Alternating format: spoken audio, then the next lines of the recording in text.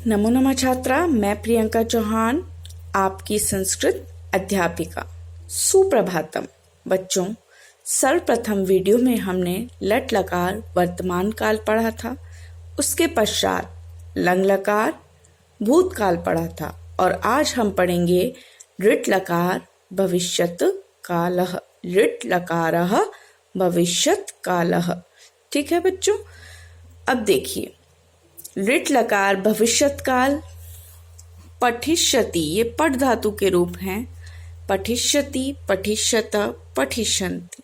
ठीक है बच्चों, पठिष्यसि, पठिष्यतः, पठिष्यत, पठिष्यामि, पठिष्यावः, पठिष्यामः। अब आप एक चीज देखिए, जो आपने लट लकार वर्तमान काल पढ़ा था उसी के अनुरूप ये देखिए, सिर्फ इसमें इष्यति, ये जो मैंने ब्रैकेट में लिखा हुआ है, जैसे पठ धातु और इष्यति, ई का आगमन है ना, इष्यति, इष्यसि, इष्यामि। तो ये क्या है, इससे आप कोई भी धातु जोड़कर इसे बना सकते हैं। जैसे आपने पठ जोड़ी तो पठिष्यति बना, गम जोड़ोगे तो गमिष्यति बनेगा, भू जोड़ोगे भविष्यति बनेगा। ठीक है, इस प्रकार से ये धातु रूप चलते हैं। यहाँ पर बच्चों मैंने कुछ धातुएं दी हुई हैं, जैसे गमिष्यति, पास्यति, दास्यति, नेष्यति, द्रक्ष्यति, वस्यति। तो आप देख रहे होंगे कई में आधा श ये वाला है और कई में सा है, श और सा। आप सोच रहे होंगे कि कैसे पता करें कि ये सा आएगा कि ये श आएगा, कौन सा आएगा। तो देखिए बच्चों, ये हैं सेठ व अनिट धातुएं। आपको भारी भरकम नाम से आप टेंशन मत लीजिए। देखो, मैं बहुत आपको आसान रूप से समझाऊंगी। ये बहुत बड़ी क्लासेस में आते हैं सेठ व अनिट धातु, लेकिन छोटी क्लासेस में भी इनको समझना जरूरी है, वरना हम नहीं पहचान पाएंगे कि कौन सी धातु में ये वाला श लगेगा और कौन सी वाली धातु में ये वाला सा लगेगा। देखिए, सेठ धातुएं क्या होती है, जिनमें प्रत्यय का, जब हम प्रत्यय का प्रयोग करते तो उसमें ई का आगमन होता है ना, और उसके रूप किस प्रकार चलते हैं, जैसे लट लकार है उसी प्रकार ऋट लकार में चलते हैं। लेकिन कुछ धातुएं ऐसी होती हैं जिनमें ई का आगमन नहीं होता है और उनके रूप ऋट और लट में समान नहीं चलते, यानी वर्तमान काल और भविष्यत काल में समान नहीं चलते। अब ये सारी चीजें देखिए आप, यहाँ पर मैंने गम धातु लिखी हुई है गमिष्यति, लेकिन पा धातु पास्यति। क्यों? क्योंकि यहाँ पर देखो, गम धातु गमिष्यति गच्छ से रूप चलते हैं, लेकिन पा धातु पिब से रूप चलते हैं। इसमें लिट लकार और लट लकार में समानता नहीं है। लट लकार में क्या बनेगा, पिबती, क्या बनेगा, पिबती, और इसमें बनेगा पास्यति। जिन धातुओं के लट लकार और ऋट लकार में समान रूप से वो चलते हैं धातु रूप, इष्यति, ई का आगमन और समान, जैसे ये देखिए, मैं आपको बताती हूं कि कौन कौन सी धातु में, जैसे मैंने यहाँ पर दा धातु ली हुई है। ठीक है, ये क्या है, अनिट धातु, क्योंकि यहाँ पर दा से क्या बनता है, दा से कोई रूप चलता ही नहीं है, नहीं चलता ना। लट लकार में दा का क्या बनेगा रूप, यच्छ, यच्छ धातु से इसके रूप चलेंगे, यच्छति, यच्छत, यच्छन्ति। दा का अर्थ होता है देना और यच्छ का अर्थ भी देना है। लेकिन भविष्यत काल यानी ऋट लकार में इसके रूप किस प्रकार चलेंगे, दास्यति। यच्छति तो कुछ होता ही नहीं है, तो उसके रूप चलेंगे दास्यति के अनुसार। एक धातु और देखिए अनिट, जिससे स्था धातु है। आपने सुना है कभी स्थाति, स्थात, नहीं सुना ना। तिष्ठ, स्था का मतलब होता है बैठना और तिष्ठ का मतलब भी बैठना या स्थिर रहना। तो इसमें जब भविष्यत काल रूप चलेंगे तो स्थास्यति, ये वाला सा आएगा। लेकिन अगर हम लट लकार के रूप देखेंगे स्था धातु के, तो तिष्ठ से चलेंगे, तिष्ठति, तिष्ठतः, तिष्ठन्ति। ठीक है बच्चों, इस प्रकार से ये सेठ और अनिट धातु होती है।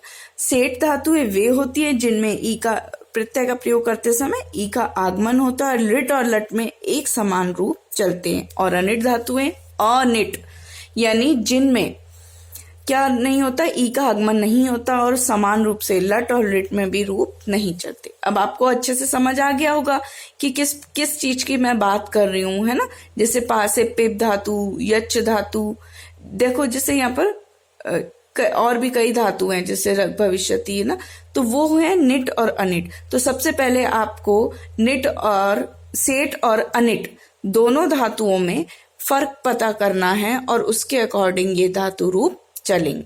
ठीक है बच्चों, चलिए आगे देखिए वाक्य निर्माण। देखिए बच्चों, वाक्य निर्माण गा, गे, गी, ये सब जो होते हैं वो क्या है, भविष्यत काल के जो प्रयोग किए जाते हैं। जैसे आप पढ़ते हैं कि इंग्लिश में फ्यूचर टेंस, है ना, हिंदी में भविष्यत काल, करेगा, खाएगा, पढ़ेगा, है ना, जाएगा। चलिए देखिए, रमेश घर जाएगा, रमेश घर जाएगा, तो रमेश गृहं गमिष्यति, रमेशः गृहं गमिष्यति। वह पढ़ेगा, सः पठिष्यति, सः पठिष्यति। सः तौ ते, आप देख रहे हो यहाँ पर रमेश और सह एक वचन प्रथम पुरुष की क्रिया आएगी। तौ द्रक्ष्यत, वे दोनों देखेंगे, वे दोनों को क्या बोलते हैं, तौ। सह तौ ते, है ना, तो दो द्विवचन है तो तौ द्रक्ष्यत, तुम दोनों बाजार जाओगे। अब तुम दोनों को क्या बोला जाता है, युवाम, बाजार को आपणः गमिष्यत, मैं कल विद्यालय जाऊंगा। बेटा विद्यालय को हम ऐसे भी लिखते हैं और ऐसे भी लिखते हैं। ये क्या है, विद्यालय, ये द पे हलंत आ जाता है और द और ये जब मिलते हैं तो ये द्या बन जाता है। ठीक है, मैं कल विद्यालय जाऊंगा। अहम श्वः विद्यालय गमिष्यामि, हम सब कल दिल्ली जाएंगे। हम सबको बोलते हैं वयम, आने वाले कल को बोलते हैं हम श्वः, और बीते हुए कल को हम बोलते हैं ह्यः। ठीक है, ये दोनों अव्यय हैं, ये हमेशा ध्यान रखना, क्योंकि ये कभी भी परिवर्तित नहीं होते। ह्यः और श्वः, इसमें कोई भी प्रयोग धातु और उसका प्रयोग नहीं होता है। ठीक है, वयम श्वः दिल्ली नगरे गमिष्यामि, हम सब कल दिल्ली नगर यानी दिल्ली नगरे जाएंगे। ठीक है बच्चों, अब कुछ अभ्यास प्रश्न आपके लिए मैंने बनाए हैं, वो आपको करने हैं।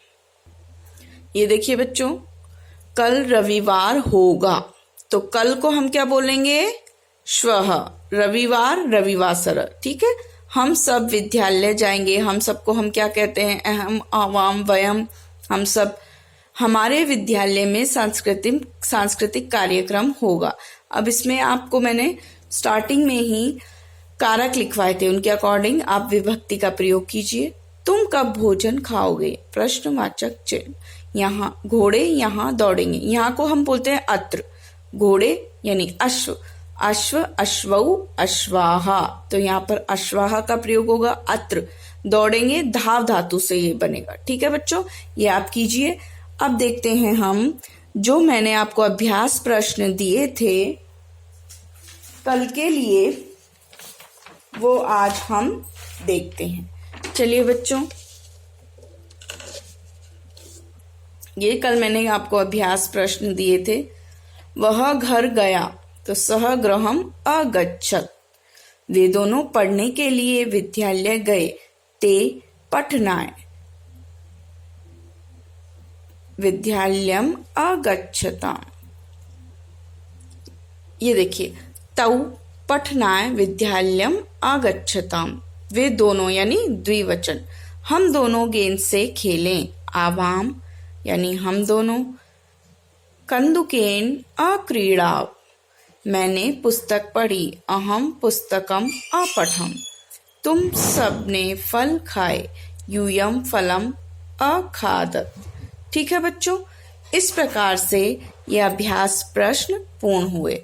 बच्चों, आप लोगों के कितने सही हैं, कितने गलत हैं, आप मुझे कमेंट बॉक्स में जरूर बताइएगा।